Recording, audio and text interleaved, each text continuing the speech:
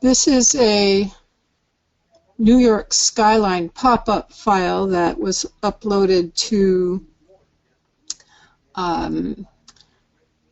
Popup Card Studio Toots, or PCS Toots Yahoo group. It's for free download, and we appreciate those people that are sharing their designs.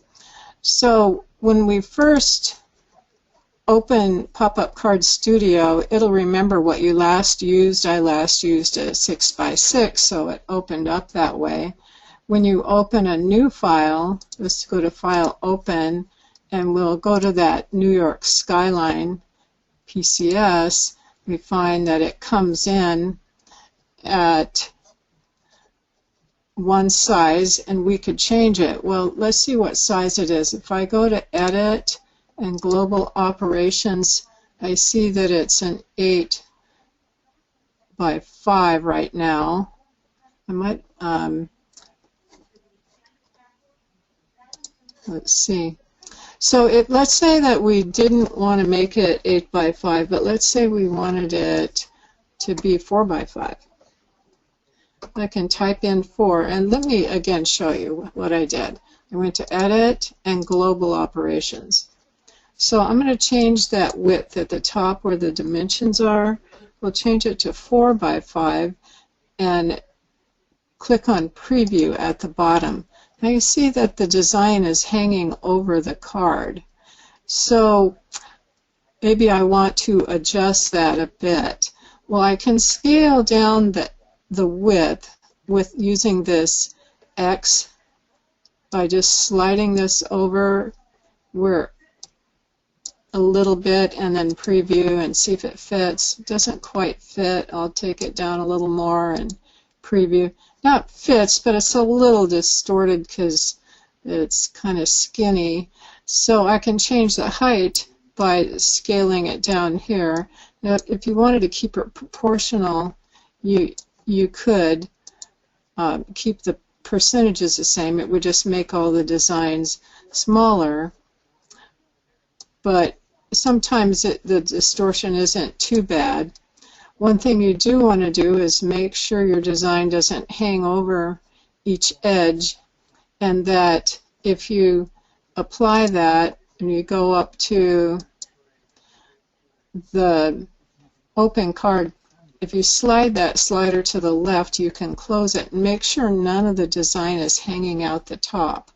If it's not hanging out the top, then it's probably fine.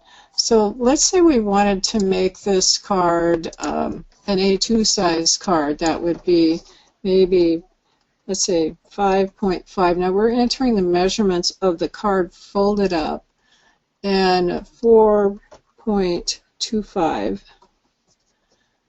We can preview that. Now we see that it's a little bit too tall for this card, and it could be a little wider. So I could move this out to make it wider and move the Y down to make it shorter and preview. Well, that's a little bit too wide, so I can slide that back. And it looks like I'm in pretty good from the edges, so I'll click on Apply, and I want to make sure that it's not too tall for the card. It's pretty close to that top edge when it's open, when it's closed. So I could change that. You can get a look at it side view. So this would be an A2 size card with the wide part going across.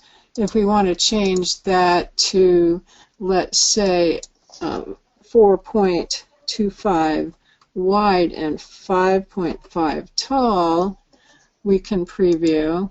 And again, we're going to need to make the width narrower to fit, and preview.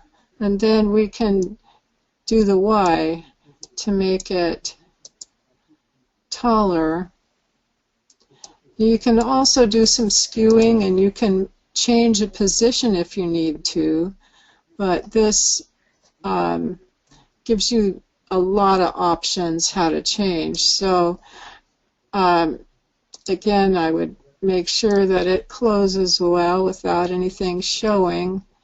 And you can pretty much resize the card to anything that you want. Now, before you start Popup Card Studio, I'll just close this file